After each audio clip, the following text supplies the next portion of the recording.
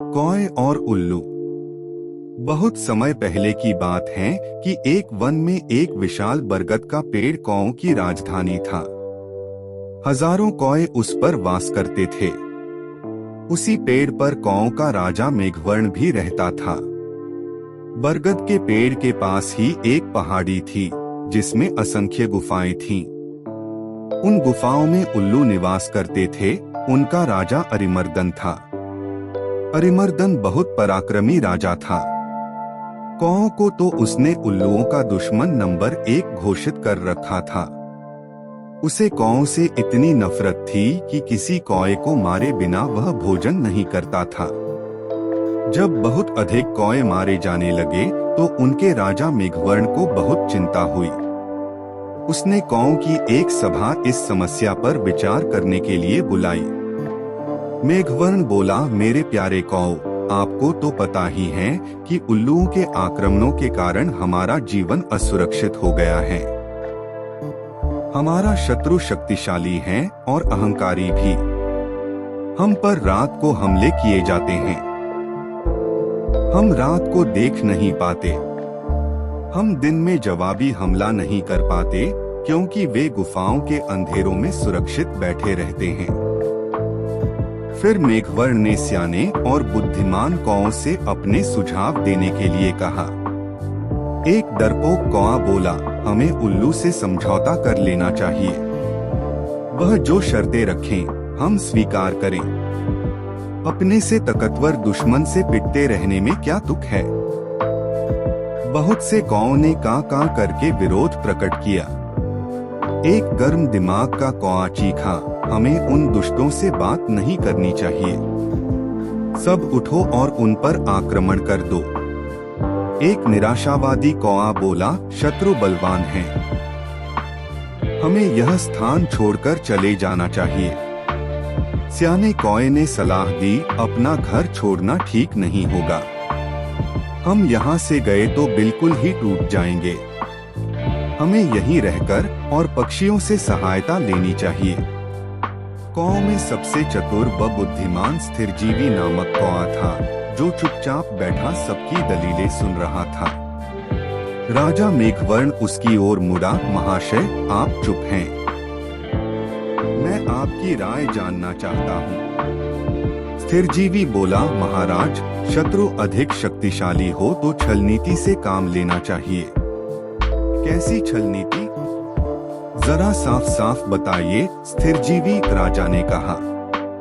स्थिरजीवी बोला, आप मुझे भला बुरा कहिए और मुझ पर जानलेवा हमला कीजिए। मेघवर्ण चौंका, यह आप क्या कह रहे हैं स्थिरजीवी? स्थिरजीवी राजा मेघवर्ण वाली डाली पर जाकर कान में बोला, छलनीति के लिए हमें यह नाटक करना पड़ेगा। हमारे आसपास के पेड़ों पर उल्लू जासूस हमारी इस सभा की सारी कार्यवाही देख रहे हैं। उन्हें दिखाकर हमें फूट और झगड़े का नाटक करना होगा। इसके बाद आप सारे कौओं को लेकर शमुक पर्वत पर जाकर मेरी प्रतीक्षा करें। मैं उल्लुओं के दल में शामिल होकर उनके विनाश का सामान जुटाऊंगा। घर का भेदी बनकर उनकी लंका ढाऊंगा। फिर नाटक शुरू हुआ। स्थिरजीवी चिल्लाकर बोला, मैं जैसा कहता हूँ वैसा कर राजा के बच्चे। क्यों हमें मरवाने पर तुला है? मेघवर्ण चीख उठा, गद्दार, राजा से ऐसी बदतमीजी से बोलने की तेरी हिम्मत कैसे हुई? कई कौए एक साथ चिल्ला उठे, इस गद्दार को मार दो। राजा मेघवर्ण ने अपने पंख से स्थिरजीवी को जोरदार झापड़ मारकर तनी से गिरा दिया और घोषणा की, मैं गद्दार स्थिरजीवी को कौआ समाज से निकाल रहा हूँ। अब से कोई कौआ इस नीच से कोई संबंध नहीं रखेगा। आसपास के पेड़ों पर छिपे बैठे उल्लू जासूसों की आंखें चमक उठी। उल्लुओं के राजा को जासूसों ने सूचना दी कि कौओं में फूट पड़ गई है। मारपीट और गाली गलौच हो रही है। इतना सुनते ही उल्लुओं के सेनापति ने राजा से कहा, महाराज, यही मौका है कौओं पर आक्रमण करने का। इस समय हम उन्हें आसानी से हरा देंगे। उल्लुओं के राजा अरिमर्दन को सेनापति की बता सही लगी। उसने तुरंत आक्रमण का आदेश दे दिया। बस फिर क्या था, हजारों उल्लुओं की सेना बरगद के पेड़ पर आक्रमण करने चल दी, परंतु वहां एक भी कौआ नहीं मिला। मिलता भी कैसे? योजना के अनुसार मेघवर्ण सारे कौओं को लेकर शमूक पर्वत की ओर कूच कर गया था।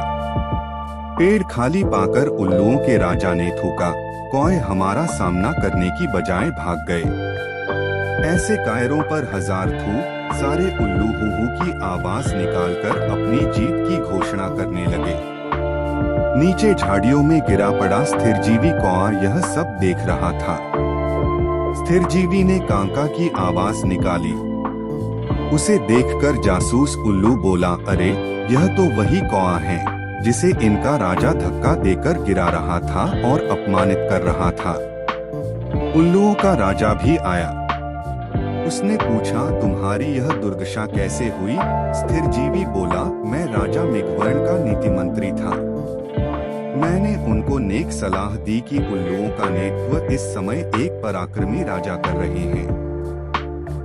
हमें उल्लुओं की अधीनता स्वीकार कर लेनी चाहिए। मेरी बात सुनकर मेघवर्ण क्रोधित हो गया और मुझे फटकार कर कौओं की जाति से बाहर कर दिया। मुझे अपनी शरण में ले लीजिए। उल्लुओं का राजा अरिमर्दन सोच में पड़ गया। उसके स्याने नीति सलाहकार ने कान में कहा, राजन, शत्रु की बात का विश्वास नहीं करना चाहिए। यह हमारा शत्रु है, इसे मार दो। एक चापलूस मंत्री बोला, नहीं महाराज, इस कौए को अपने साथ मिलाने में बड़ा लाभ रहेगा। यह कौओं के घर के भेद हमें बताएगा। राजा को भी स्थिरजीवी को अपने साथ मिलाने में लाभ नजर आया और उल्लू स्थिरजीवी कौए को अपने साथ ले गए। वहां अरिमर्दन ने उल्लू सेवकों से कहा, स्थिरजीवी को गुफा के शाही मेहमान कक्ष में ठहराओ। इन्हें कोई कष्ट नहीं होना चाहिए। स्थिरजीवी हाथ जोड़कर बोला, महाराज, आपने मुझे शरण दी, यही बहुत है। मुझे अपनी शाही गुफा के बाहर एक पत्थर पर सेवक की तरह ही रहने दीजिए। वहां बैठकर आपके गुण गाते रहने की ही मेरी इच्छा है। इस प्रकार स्थिरजीवी शाही गुफा के बाहर डेरा जमाकर बैठ गया। गुफा में नीति सलाहकार ने राजा से फिर से कहा, महाराज, शत्रु पर विश्वास मत करो। उसे अपने घर में स्थान देना तो आत्महत्या करने समान है। अरिमर्दन ने उसे क्रोध से देखा, तुम मुझे ज्यादा नीति समझाने की कोशिश मत करो। चाहो तो तुम यहाँ से जा सकते हो। नीति सलाहकार उल्लू अपने 2-3 मित्रों के साथ वहाँ से सदा के लिए यह कहता हुआ विनाश काले विपरीत बुद्धि। कुछ दिनों बाद स्थिरजीवी लकड़ियां लाकर गुफा के द्वार के पास रखने लगा। सरकार, सर्दियां आने वाली हैं। मैं लकड़ियों की झोपड़ी बनाना चाहता हूं ताकि ठंड से बचाव हो। धीरे धीरे लकड़ियों का काफी ढेर जमा हो गया। एक दिन जब सारे उल्लू सो रहे थे तो स्थिरजीवी वहां से उड़कर सीधे शमूक पर्वत पर पहुंचा, जहां मेघवर्ण और कौओं सहित उसी की प्रतीक्षा कर रहे थे। स्थिरजीवी ने कहा, अब आप सब निकट के जंगल से जहां आग लगी है, एक एक जलती लकड़ी चोंच में उठाकर मेरे पीछे आइए। कौओं की सेना चोंच में जलती लकड़ियां पकड़ स्थिरजीवी के साथ उल्लुओं की गुफाओं में आ पहुंचा। स्थिरजीवी द्वारा ढेर लगाई लकड़ियों में आग लगा दी गई। सभी उल्लू जलने या दम घुटने से मर गए।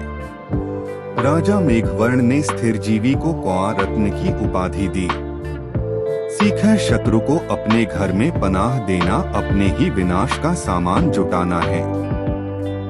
प्यारे दोस्तों, अगर आपको ये कहानी पसंद आई हो तो इसे अपने दोस्तों के साथ जरूर शेयर करें। साथ ही कमेंट करके ये भी बताएं कि आप और किस तरह की कहानियाँ सुनना चाहते हैं, और ऐसी कहानी के लिए हमारे चैनल कहानी की दुनिया को सब्सक्राइब करें।